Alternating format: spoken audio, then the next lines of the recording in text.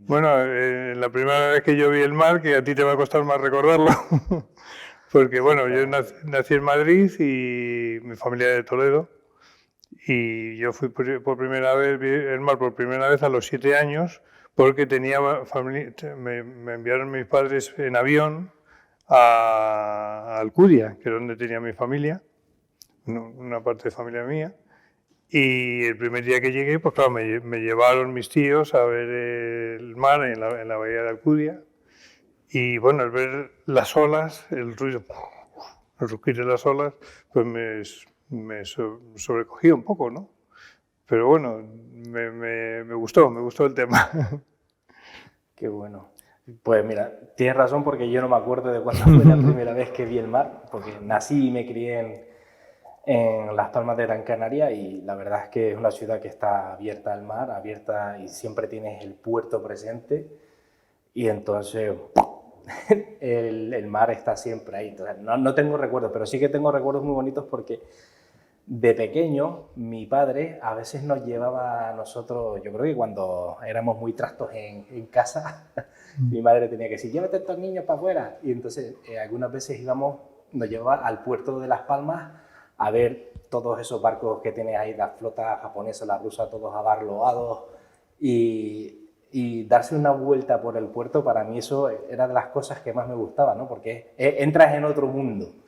Y entonces yo quizás ahí es cuando me picó bastante el mundo marítimo, el mundo portuario y siempre, vamos, desde entonces siempre he estado, me ha gustado mucho, ¿no? El meterme en este mundillo y bueno, y luego ya que profesionalmente haya acabado relacionándome con todo el mundo marítimo, pues yo encantado de la vida. Pero sí, desde chico el mar ha estado ahí. Además, también vengo de una familia con mucha tradición velera, de tíos o primos que van a las Olimpiadas a competir y entonces el mar siempre ha estado en mí y en mi familia, la verdad. Bueno, te digo, en mi caso diferente porque entonces, claro, hace 55 años, pues las carreteras eran peores, o sea, no se viajaba así como... Pero vamos, aquello, en realidad el mar lo vi por primera vez desde el avión. Fui en avión, que entonces en avión mis padres me llevaron de la mano hasta la escalera del avión. O sea, que no es como ahora que hay fingers, no, no, entonces te llevaban tus padres hasta la escalera del avión, ¿no? Y bueno, en mi mente de niño, pues el avión, yo me asomaba por la ventanilla, veía las casitas, veía... Pero bueno, era un pasillo, asientos a un lado, asientos a otro, pues en mi mente de niño, pues un autobús. No, no me llamó la atención, ¿no? Sin embargo, luego, al volver, volví con una prima mía, que trabajaba allí en Palma también, y volvimos en barco. Ella se volvía en barco y ya me volví yo con ella. Y volvimos en barco a Valencia.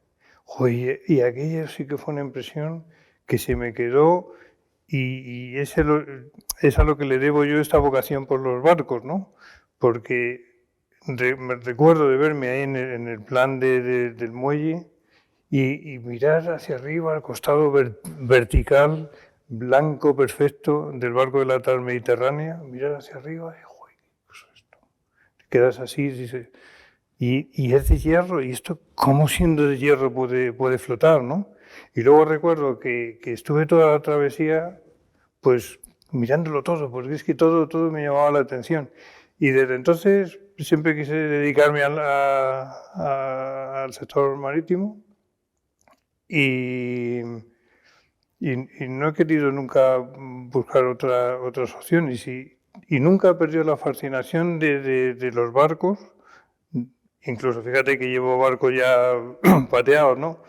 Pero siempre cada barco me sigue pareciendo algo fascinante, ¿no? O sea que de ahí me viene, de mi viaje a Palma, me viene la vocación de la construcción naval. Luego, Genial. como vivía en Madrid y aquí había escuela de ingenieros navales, pues estudié aquí. Si a lo mejor si hubiera vivido en Las Palmas, pues sería marino mercante o sería otra cosa, un poco, ¿no? ¿Tú y tu caso? Siempre he tenido mucho interés por muchísimas cosas Y por eso, bueno, quizás por eso estudié Derecho, de manera que uno empieza por Derecho y a partir de ahí puede buscarse la vida en otros asuntos. De ahí que luego estudiara el máster, ¿no?, del INE, de Shipping Business Administration and Logistics, porque para asomarme al mundo marítimo, pero ya en tono profesional, no de alguien que ha vivido mirando el mar o admirando el mar o que le gusta esa vidilla o ese mundillo del puerto, pero ir más allá, ¿no? Porque una vez que metes un pie dentro, sí que te das cuenta de que es muchísimo más de lo que no se creía. Todo el mundo el de los astilleros, el de los consignatarios, los transitarios, los armadores, el broker, no sé qué. Ves que es inmenso, ¿no? Y entonces no tenía tan claro como tú que quiero construir barcos, sino yo quiero formar parte, digamos, de este mundillo marítimo, pero no sé en dónde exactamente. Y precisamente por eso mi amigo que tú conoces, Jesús Alarcón, me recomendó: David, tienes que hacer este máster, y es el que te abre las puertas a jugar. Pues esto es bastante más de lo que yo podía imaginarme que podía ser dedicarme profesionalmente, ¿no?, al mundo marítimo. Y estás todo el santo día hablando de barcos, lo cual yo estoy encantado de la vida. Yo te comprendo muy bien, ¿eh? Porque a mí, como te decía, el mundo de los barcos, desde entonces, ¿no? Desde los 7 años siempre me ha llamado la atención, ¿no? Son de hierro y flotan, ¿no? Parece que no es intuitivo, pero está justificado por qué, ¿no? Que producen su electricidad, que producen su agua, que producen... en fin, que son capaces de... Son edificios que se mueven, ¿no? Ese cortocircuito de cómo ese amasijo de hierro flota es aún mayor cuando ves las plataformas petrolíferas ahí, bueno, fíjate, en reparación en el puerto. Yo eso todavía no lo he resuelto. Bueno, también no me dedico específicamente a eso, pero sí me parece alucinante, ¿no? Lo de las plataformas, cómo se... Bueno, uno, cómo flotan; dos, cómo navegan. O sea, es la cosa más... Claro. Sí, efectivamente, eso es marinero nada.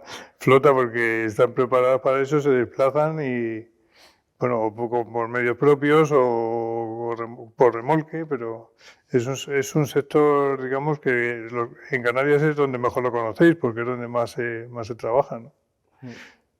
Pero te voy a contar una anécdota de cuando yo empecé, y bueno, pues ya estudié la carrera y me embarqué de alumno en un barco de butano, que luego, Butano Sociedad Anónima, que luego lo absorbió Repsol. Tuve que aprender a vivir, me enseñaron los que ya estaban allí acostumbrados a estas cosas, pero por ejemplo cosas tan simples como que no se mueva tu silla cuando estás comiendo, porque estábamos en la mesa a la hora de la comida, porque servían comida, digamos, no líquida, sino sólida, bocadillos, cosas así. Y entonces yo veía que los demás comían sin alejarse de la mesa, pero mi silla se movía, se alejaba con el balance y se acercaba con el balance. Según el barco iba, pues mi silla... Y ya me enseñaron cómo se tenía que hacer, cómo tenía que hacer yo poner los pies con las patas de la silla para evitar que la silla se moviera, y ya pues ya no se movía nada. Cómo ponían antes de poner los platos y la jarra del agua, pues doblaban un mantel, echaban el agua en el mantel donde ibas a poner el plato, y así no se movía.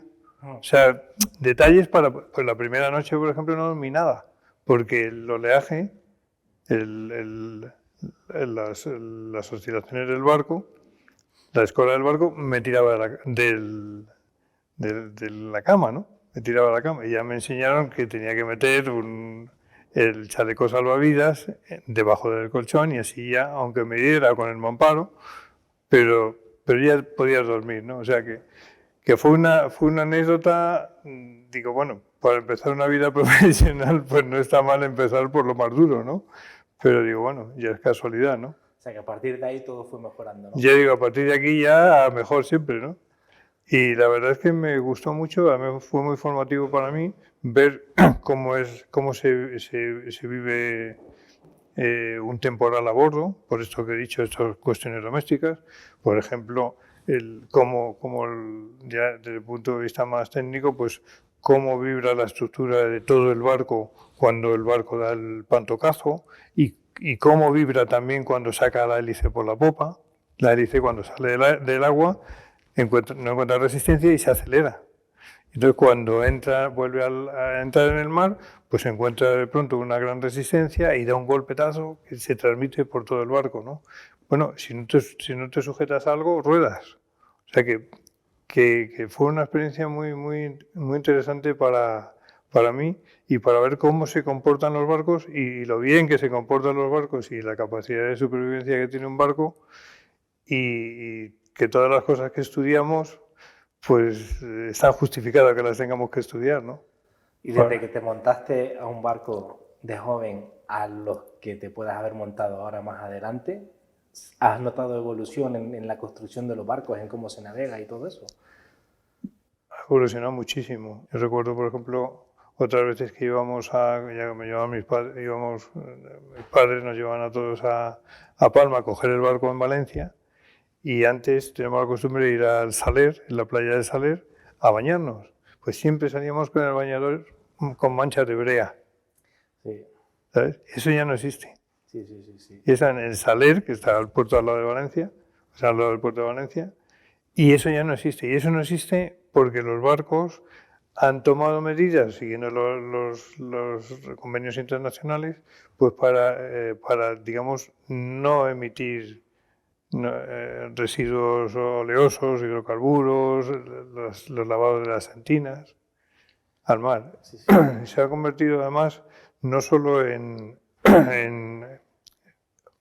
digamos, en el respeto a la limpieza del mar, por residuos de hidrocarburos, también están controladas las basuras, están controladas los residuos, digamos, las aguas sanitarias, todo esto está muy vigilado ahora, los barcos ya están preparados para no ensuciar. Sí, no, nosotros que fletamos barcos, pues está el departamento de vetting, que diría que cada vez las exigencias son mayores, como tú dices, y entonces para empezar, pues no se aceptan barcos mayores de X años, de 20 puede estar, y una serie de requisitos que vamos, que hay que fletar lo mejor que hay ahora mismo en el mercado, porque si no puede trabajar para nosotros prácticamente.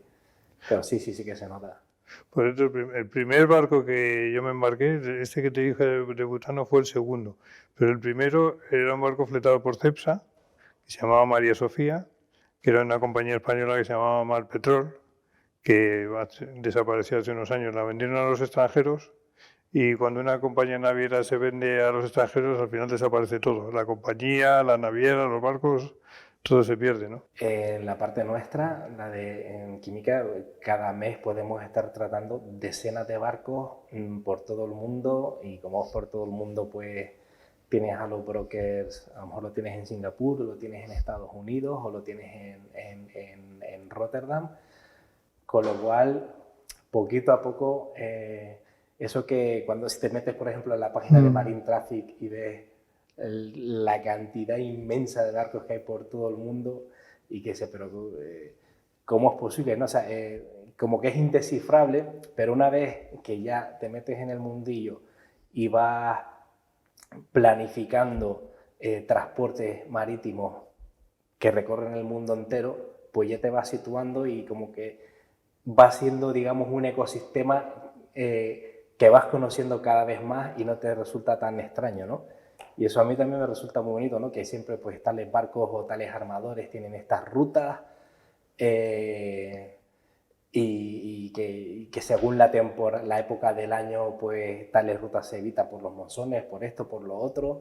Entonces ya digo que en cada aspecto del mundo marítimo en el que te metes, ves que es mucho más profundo de lo que a primera vista te puede parecer, ¿no? O sea, si ya eso... Pues, bueno, el mismo programa del máster, has visto la amplitud que tiene, ¿no? Sí. El máster es que una de las cosas Y que va a buenas lo más importante. es, Porque... es que tienes, porque dices, bueno, sí, hay muchos barcos, pero este lleva coches, este lleva carga líquida, este lleva gas, este lleva, cada uno lleva una cosa, negocios diferentes, enfoques diferentes, soluciones diferentes, entornos legales que no son siempre los mismos. O sea que yo creo que una de las peculiaridades y de los valores añadidos del máster es precisamente que los profesionales que forman el claustro de profesores pues cubren todos los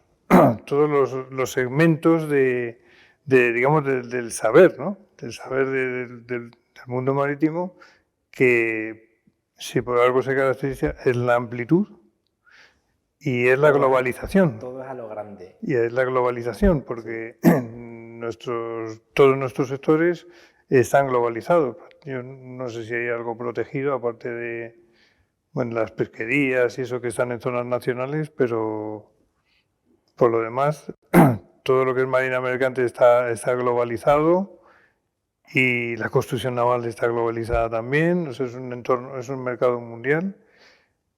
Y para eso pues tienes que tener, para que un alumno pueda entender toda esa complejidad, pues tienes que tener los profesores adecuados, que no son fáciles de encontrar, ¿no? Porque es un sector tan amplio y tan especializado, pues tienes que recorrer todos los aspectos, ¿no? Tú como alumno, yo soy profesor de una parte muy pequeña, ¿no? Pero... Yo como alumno ya te digo, o sea, efectivamente, el temario es bastante amplio, toca los temas más diversos desde el derecho marítimo. Evidentemente, en un máster específico de Shipping Business no vas a hacer todo lo propio del derecho marítimo, pero sí lo tocas lo suficiente como para asomarte ahí, igual que de seguro, de gestión portuaria, en fin, de 20.000 cosas, ¿no? Y uno de los retos que tenemos ahora precisamente son, bueno, son varios los retos que tiene el sector marítimo ahora a nivel mundial y en España en particular, ¿no? Y que, por ejemplo, a Bureau Veritas pues, nos ha obligado a crear divisiones separadas dedicadas específicamente a ellos. Uno sería las energías renovables marinas, incluyendo la energía eólica marina, pero no solo, porque tenemos energía eólica, tenemos energía de las mareas, energía de las olas, y las previsiones que hay para la energía eólica marina en España, que toda tiene que ser flotante por las circunstancias de nuestros fondos, pues van a ser una revolución y un cambio de dimensión del sector. Y también otro punto muy importante a nivel mundial, no solo en España, que es la descarbonización, con la generación y la utilización a bordo de combustibles libres de carbono, ¿no? Como nitrógeno, o sea, amoníaco, hidrógeno y también biocombustibles, que ahí estáis vosotros muy, muy activos. Efectivamente, estamos muy activos. Yo, de hecho, he visto un cambio bastante grande de enfoque y, de hecho, vamos, de unos pocos años para acá ha habido un desembarco de fichaje de personal exclusivamente dedicado al departamento de ESG, de descarbonización y de replantear todas las cosas hacia la sostenibilidad.